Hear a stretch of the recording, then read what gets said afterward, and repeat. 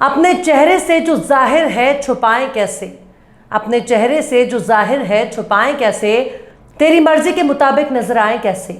सलाम, नमस्ते, सत श्री अकाल। मैं हूं आपके साथ हर्षिता मिश्रा और आप देख रहे हैं टाइम्स मेल। इस वक्त मिडिल ईस्ट में बड़े ही अजीबोगरीब हालात बनते जा रहे हैं। एक तरफ हिजबुल्लाह के साथ जंग लड़ने के लिए इजराइल तैयारी कर रहा है, तो वहीं दूसरी तरफ हिजबुल्लाह बार बार इजराइल को जंग के लिए ललकार रहा है। एक तरफ गजा में 8 महीने से ज्यादा वक्त तक जंग लड़ने वाले इजराइल ने कभी सपने में भी नहीं सोचा था कि हमास जैसा मुट्ठी भर संगठन उसके साथ महीनों तक जंग लड़ेगा।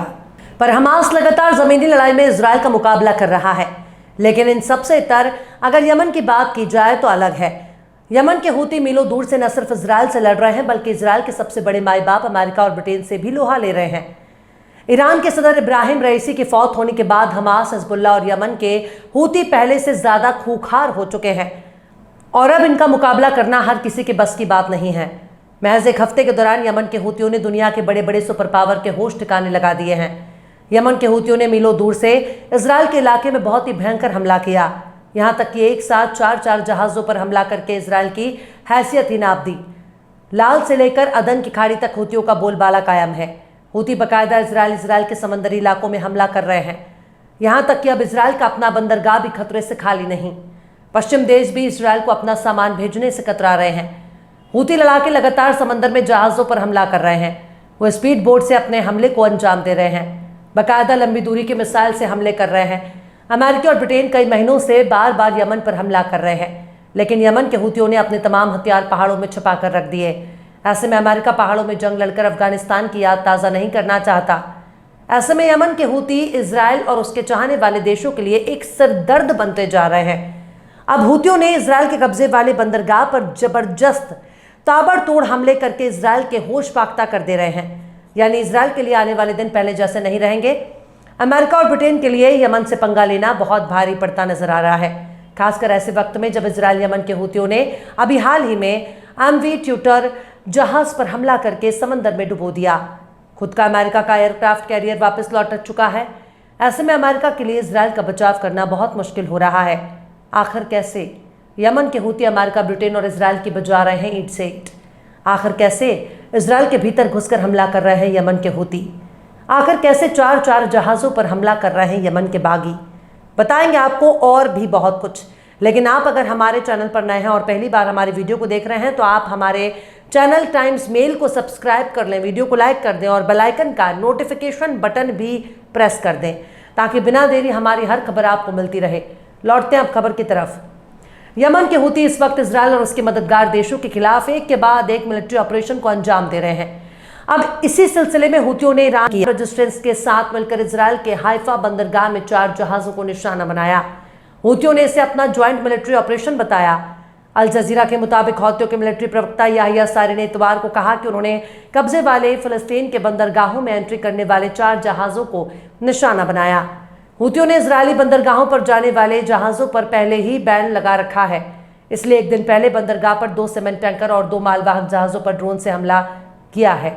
याहिया सारी ने कहा कि उनके ग्रुप ने ड्रोन का इस्तेमाल करके भूमध्य सागर में शॉर्ट हॉर्न एक्सप्रेस जहाज को भी निशाना बनाया और उनका दोनों ऑपरेशन कामयाब रहा।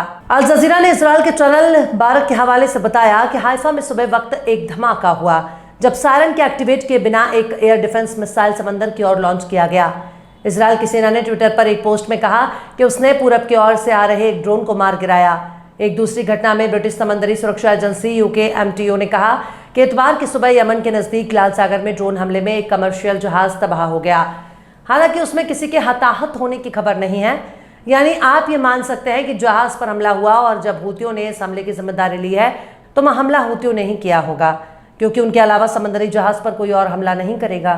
लेकिन अगर गौर से देखा जाए तो इजरायली बंदरगाह पर इस हमले को छुपाने के लिए जबरदस्त तरीके से लीपापोती की जा रही है। इजराइल में खड़े जहाज पर हमले के दावे को अमेरिका सिरे से नकार रहा है, जबकि ब्रिटेन कबूल कर रहा है। अमेरिकी सेंट्रल कमांड सेंटकॉम ने हूतियों के दावे को झूठ बताया।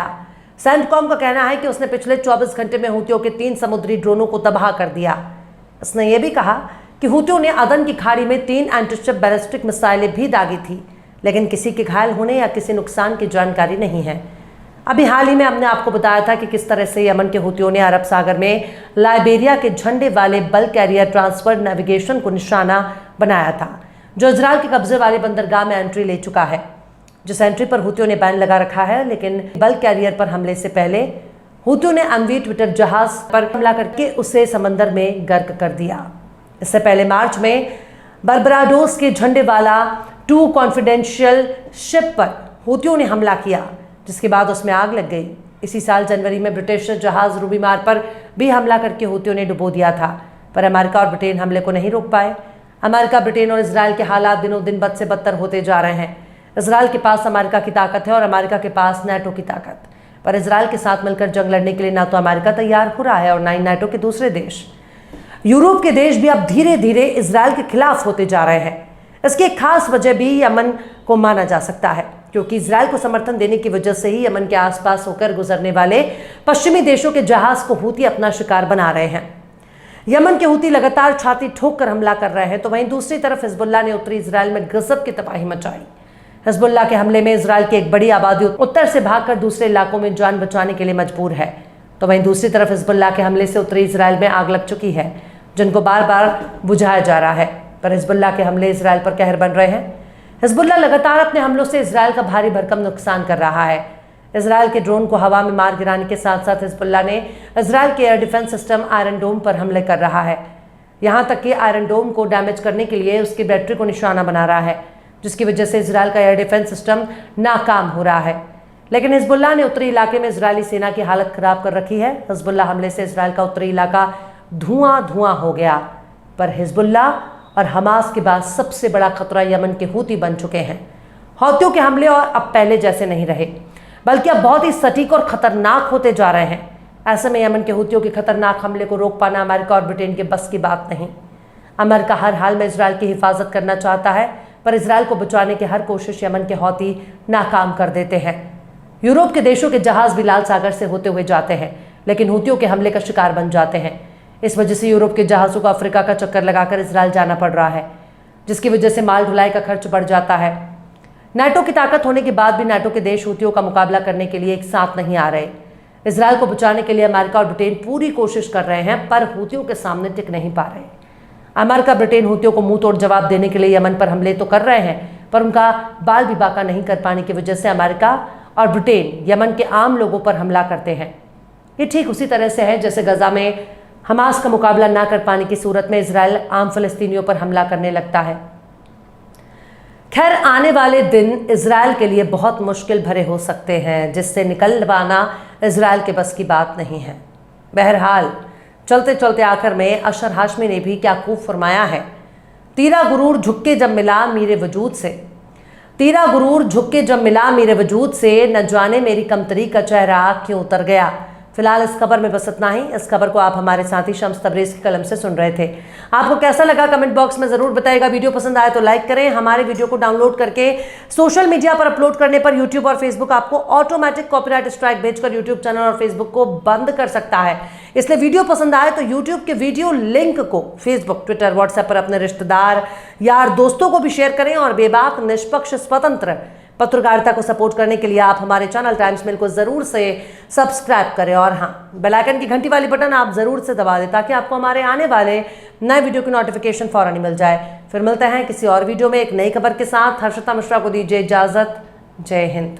अगर अभी तक आपने हमारे चैनल टाइम्स मेल को सब्सक्राइब नहीं किया है तो जल्दी से सब्सक्राइब कर दें और बेल आइकन भी प्रेस कर दें।